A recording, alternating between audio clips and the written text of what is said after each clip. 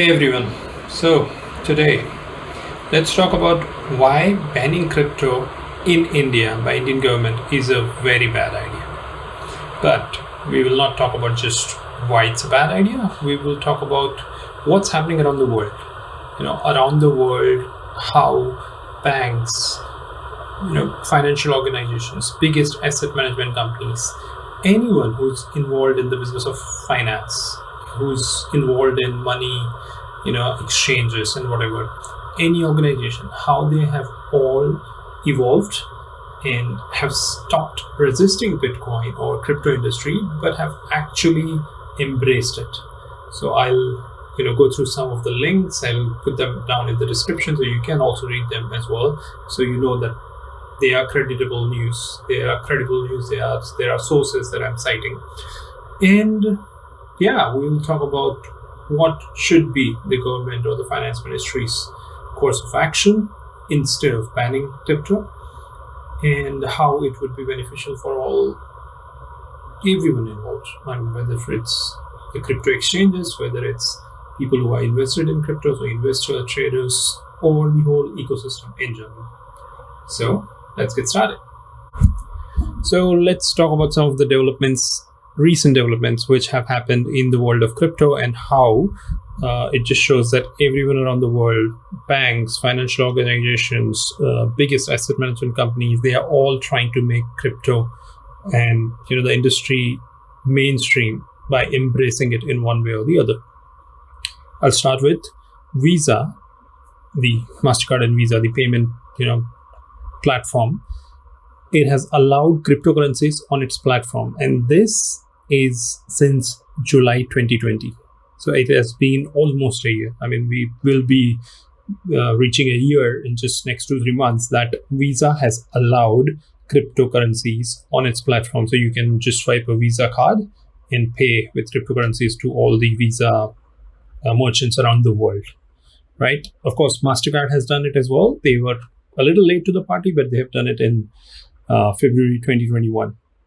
So MasterCard, all the Visa merchants, all the MasterCard merchants who accept cryptocurrency, you can just pay with your Visa or MasterCard on them. Of course, there are other things involved, like your bank or your card issuer should actually allow you to hold crypto on their cards, on your Visa or MasterCard. And of course, then you can just pay. PayPal, one of the biggest worldwide wallets, have had crypto on its platform. So they started with US. All the US PayPal users could buy and sell and hold cryptocurrency on their wallets. And then they've expanded it to other countries like UK and stuff. This was done in October 2020. So right from last year, a lot of companies have started accepting and embracing and integrating cryptocurrencies into their platforms, while India still remains a stupid country which wants to ban it. So this is just the Visa, MasterCard, PayPal, but there are the biggest asset management companies. So when you invest in mutual funds and any other, investments, the companies who manage those, they're the asset and they are the biggest. GrayScale, if you ever read about GrayScale is crazy buying crypto or Bitcoin. Exactly. Since last year, they have accumulated billions of. So I have a link there which just shows that how much asset under management, AUM, they have in Bitcoin. So they have a Bitcoin trust they've established, and it's crazy. It's in billions, 300 billion or something. Then, of course, Goldman Sachs is about to offer crypto to its richest clients, right? So that's just a new development. The news that is published is from March. So very recent news. JP Morgan already has its own coin. So you have a JP coin. So yeah, they are into crypto space. Huobi Asset Management. This is again a huge asset management company, Huobi, Huobi. They have 50 million for crypto tracker funds. Morgan Stanley, which is US, probably a biggest bank in US, adds 12 mutual funds investment strategies like Bitcoins to 12 mutual fund investment strategies. Again, this is all news that is linked down. Then there's a story from business in Japan's SBI investing. I mean, it's again, so not the SBI in India, State Bank of India. Japan's SBI Holdings is a huge investment, company, and again, asset management company. They have invested in a Swiss crypto bank. It's called Signum. So I know about Signum because I've shared news, and there are crypto banks just dealing with crypto, and there are banks which have also embraced crypto. So they have their savings account and all the investments, and they offer crypto as well to their clients. So SBI Holdings has invested in Swiss crypto bank. Then SBI again is offering shareholders option of getting XRP as reward. So there's Ripple, another, XRP is the currency, cryptocurrency. They gave their shareholders an option that you can receive, dividend in XRP for the second year. So that's how crazy. So as I said, every company around the world, and it's just not restricted to US or, North American market. It's Asia. It's, you name a country, you pick a country in the world, and every country has some kind of crypto acceptance. Banks offering crypto, biggest asset management companies offering them, PayPal, biggest, worldwide wallets integrating them. And even, one of the biggest cryptocurrency exchange called Coinbase, it got listed in NASDAQ just 5 days ago, like before 6 days ago this month, right? So that's been around the world. Some of the, like literally some of the development, but some of the biggest developments in the crypto space. And in India, the government is still stuck at, we will ban the crypto space. That is the most idiotic. I mean, of course, there could be a lot more idiotic stuff that the government of India has done, but this is one of it ranks right at the top of the idiotic stuff the government has done, right? Or they are about to do. What should they do instead of banning crypto? And because around the world, it is being accepted, it is being embraced. So the government should ideally, make the crypto industry a little more regulated. Regulations help. If all the crypto exchanges are regulated, they have a regulatory body, the investors, the traders would be feeling protected. They know that if something goes wrong, they have someone to help them mediate and, protect their interests. The industry would feel good as well, because they would be legalized, and, they would be having operations which are not under scrutiny or not under, always being feared of, like, oh, we could be shut down. So the industry would feel good, the investors, the traders would feel good, and the government can tax those crypto transactions, even % on GST, whatever. So it would be a win-win situation for everyone. But it is not just about the industry. Imagine the number of jobs this industry has. It is crazy. It's literally millions of jobs. So there is a lot of employment opportunities. Why is the government against it? Like, seriously, what do you think? If crypto is banned in India, you think Indians will not invest in crypto? No, they will find hundreds of ways.